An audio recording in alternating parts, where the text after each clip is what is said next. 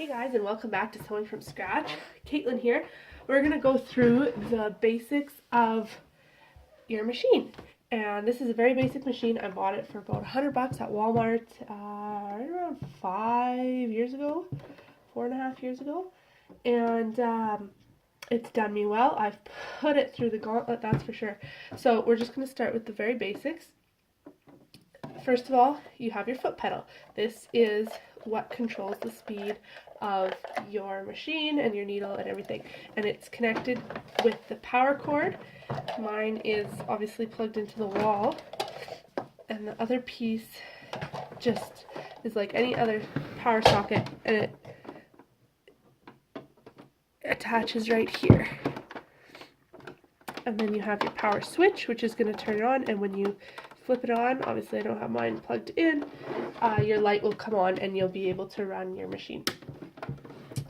Then, I guess since we already have this turned around, I'll show you. This is the hand wheel. This is what will move your needle by hand. If you can see there, it's going up and down. You always want to turn it clockwise, never counterclockwise, always clockwise. Next, as we move through the front of the machine here, you have your removable extension table and accessory storage. So I don't know if all machines have this, but this one definitely does. It has a little box here that you can put, thread or seam ripper or whatever, extra feet in there, or whatever you want, and then it's just handy right here. And that's mostly, you'll use that on there unless you're doing cuffs or sleeves or something where you want to wrap it around here. But again, we'll get into that. That's a little more advanced. So then behind your extension table is, filth. Behind your extension table is your bobbin case. This is the case, and this is the bobbin that you obviously have your thread on. And that's what's going to help tie your stitch. That's the bottom part. You always want to put your bobbin in this way. Mine is a front-facing bobbin, and you always want to make sure it's spinning counterclockwise there. And then it gets inserted into the machine. And that really needs a clean. You should be cleaning your machine a lot more often than I do. Moving up from there, you then have your needle plate or your throat plate, which is right here. Mine has guides on it. A lot of other ones will also have guides on it. And your feed dogs are the pokey things that hold the fabric and keep it moving along. Then you have your presser foot, and your machine might come with a few different ones. There's pretty mainly just one that you'll use as you're starting, and as you get the feel of your machine, it's just the basic standard presser foot, and there's a little clip on the back that'll release your presser foot, and then you can just pop them out and attach other ones as you need. But again, I'll show you through that in another video. So coming up here, we have this lever that comes down here, and again, this isn't going to be available on all machines. This machine just happens to have it. It is a thread, automatic threader. So what it does is it wraps itself around the needle. You would pull your thread through there, wrap it around, pull it back, and it would thread your machine. I highly recommend you to read your manual pretty much front to back. You're obviously not going to retain all the information, but you might think, hey, I remember reading that, and then you know to go back in your manual. And they really are helpful for things like tension and needle guides, things like that that you maybe wouldn't think of to look in your machine. So definitely do that. Okay, carrying on the front of the machine here, this is your stitch selection or your pattern selection. The one you're going to use most is probably the straight stitch, and the zigzag stitch is a close second. I honestly rarely use the rest of these. Again, this machine has a buttonholer, an automatic buttonholer, so that would be on that. You can notice that some of these are blue. If you can see, it has a black and a blue option. So the blue just means that you go to S1 on your length, and that just stitches it.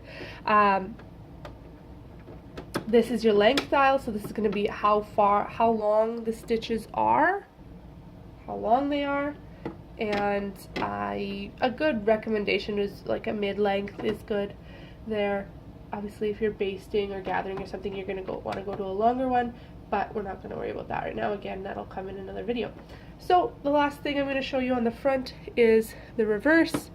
This is what you're going to do when you want to lock your stitch in place. So you're going to sew a couple stitches, hold this button down, press the presser foot again, and it's going to go back over what you just sewed, and then that locks it in so that they don't unravel.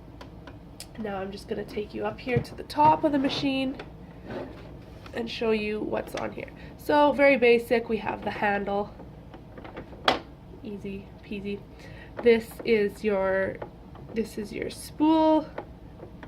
I don't even know what it's called. Spool holder, spool pin, I guess.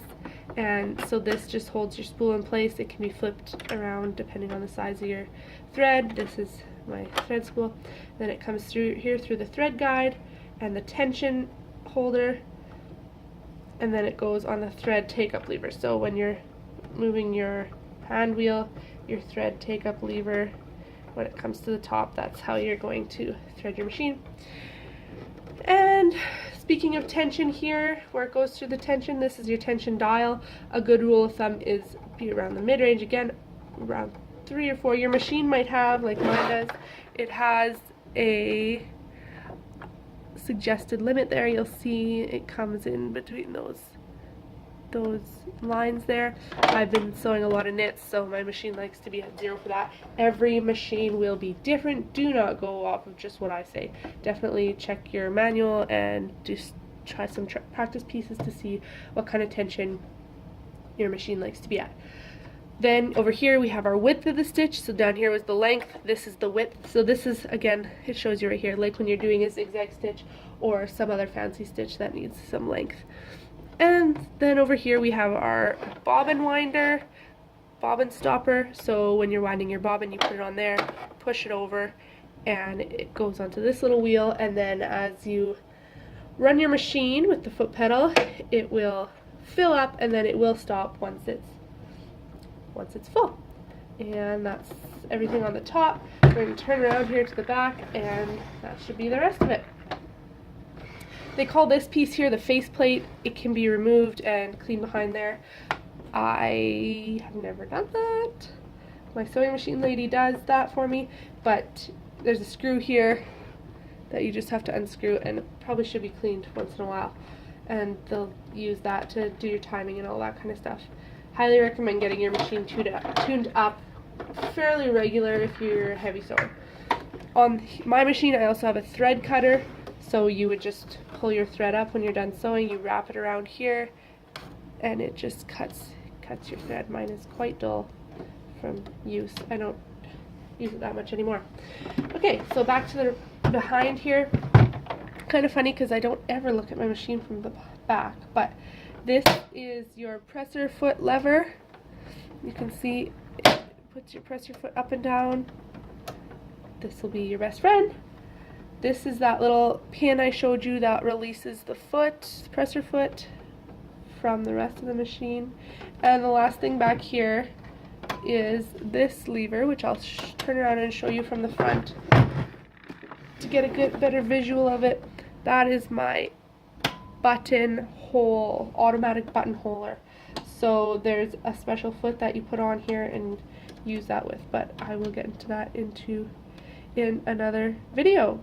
So that's everything you need to know about your sewing machine when you're first starting. Again, read your manual, learn everything there is to learn about your machine. It's going to be your best friend, but also your worst enemy many times, especially as you're learning. And you don't need anything fancy. Like I said, this is a $100 machine. I have used it through and through. I've put money into it too because of my own mistakes, but it's still a good machine. I'm still going to use it until I have the money to upgrade, and it works perfectly for what I need. Honestly, I use my serger more, so I don't need something really heavy duty at this point in time. Definitely, if you're just starting, I would suggest a basic machine. Obviously, you're going to see, if you go into a sewing shop, there's machines with all kinds of displays and knobs and trinkets and bells and whistles, and if you're just starting out, it's going to be really overwhelming. So start on a basic machine, get to know it really, really well, and then as you get to know that, you can upgrade and move on. So thanks for watching, guys. Be sure to hit the subscribe button and let me know in the comments what you liked. If there was something that wasn't so clear and you'd like to see another video on, definitely let me know that too. I will link in the descriptions to this machine if I can find it, if they still make it. Otherwise, I'll link to a similar model.